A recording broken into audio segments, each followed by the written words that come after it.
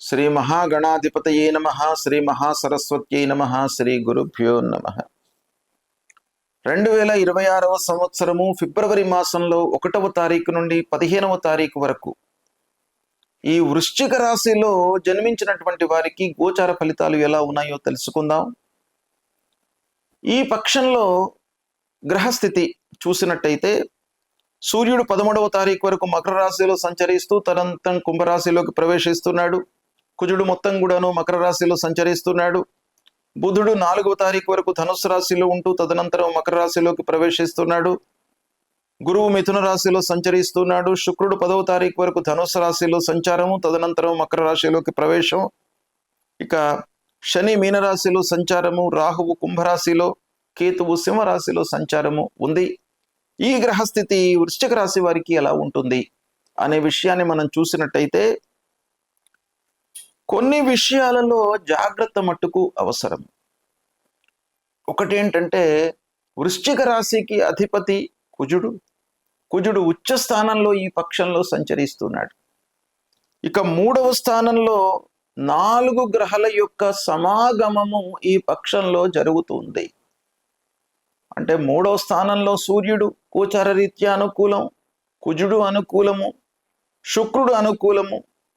అయితే ఈ 4 గ్రహాల యొక్క కాంబినేషన్ 3వ స్థానంలో జరుగుతుంది గనక మీరు ధైర్యంతో ముందుకు వెళ్ళి సాహసాన్ని ప్రదర్శించి ప్రయత్నపూర్వకంగా ఆలోచన పూర్వకంగా మీరు పనులను చేసినట్టయితే సత్ఫలితాలను పొందుతారు అనేటువంటి విషయం మనకి ఇక్కడ తెలుస్తుంది. ఇకపోతే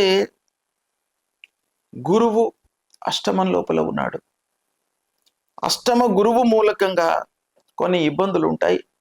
అయితే ఈ అష్టమము పంచమాధిపత్యం వచ్చింది గురువు కనుక కొన్ని విషయాలలో మీకు కలిసి వస్తుంది. కొన్ని జాగ్రత్తలు మట్టుకు అవసరము. ఇక సంతానం కొరకై ఎదురు చూస్తున్నటువంటి వారికి కొంత ఆలస్యం ఉంది కాబట్టి మీరు ప్లానింగ్ చేసుకోవడము, కావలసినటువంటి వైద్య సదుపాయాలను ఏర్పాటు చేసుకోవడము అవసరము అని ఈ గ్రహస్థితి సూచిస్తుంది.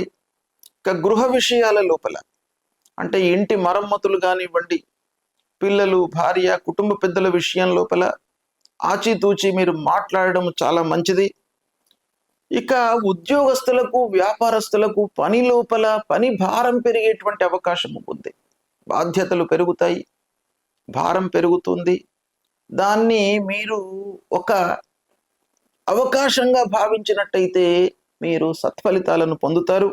ప్రయాణాలు అనుకూలిస్తాయి. ఆలోచన విధానం పెరుగుతుంది మీకు ఈ పక్షం లోపల.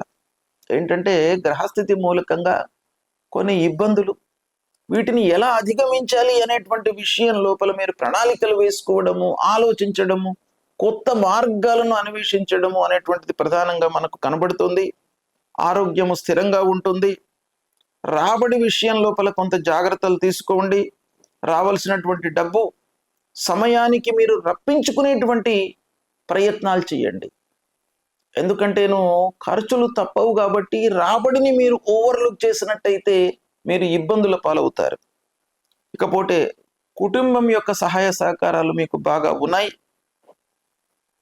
ఆస్తికత వైపున ప్రయాణం చేస్తారు. భగవంతుడు, సద్గురువుల యొక్క సందర్శన చేస్తారు. ఇక ప్రొఫెషన్లో ఉన్నటువంటి వాళ్లకు స్థిరంగా నడుస్తుంది వ్యవహారం. మీరు చేస్తున్నటువంటి పనులు స్థిరంగా ముందుకు జరుగుతాయి కాబట్టి ఇబ్బంది లేదు. అయితే ఓవరాల్గా మనం చూసినట్టయితే వృశ్చిక రాశి వారికి ఓపిక మట్టుకు ఈ పక్షం లోపల చాలా అవసరము. మీరు ఓపికతో పనులు ప్రారంభించండి, ఓపికతో పూర్తి చేయండి. ఆ పనిని గురించి కూలంకషంగా తెలుసుకోండి. తొందరపడకుండా మీరు స్టెప్స్ తీసుకున్నట్టయితే చాలా విషయాలలో మీరు ఆశించిన ఫలితాలు పొందే అవకాశము బాగా ఉంది. అయితే ఫలితాలలో కొంత ఆలస్యం ఉన్నప్పటికీ మీరు ఈ స్టెప్స్ను ఫాలో అయినట్టయితే తప్పకుండా ఫలితాలు మీకు అనుకూలిస్తాయి. ఓవరాల్గా మనం చూసినట్టయితే ఈ వృశ్చిక రాశి వారికి గ్రహస్థితి మూలకంగా కొంత ఇబ్బందులు మట్టుకు ఉన్నాయి. మీరు కొన్ని జాగ్రత్తలు తీసుకోవాలి. ముఖ్యంగా సుబ్రహ్మణ్య స్వామి దేవాలయానికి వెళ్ళండి. ఈ పక్షం లోపల వృశ్చిక రాశి వారు సుబ్రహ్మణ్య స్వామిని కొలవండి. సుబ్రహ్మణ్య స్వామి అంగారకుడు అధిపతి వృశ్చిక రాశికి. కనుక ఆ మూల మంత్రాన్ని పఠిస్తూ సుబ్రహ్మణ్య స్వామి యొక్క అనుగ్రహాన్ని పొందినట్టయితే సత్ఫలితాలను పొందుతారు. శుభం.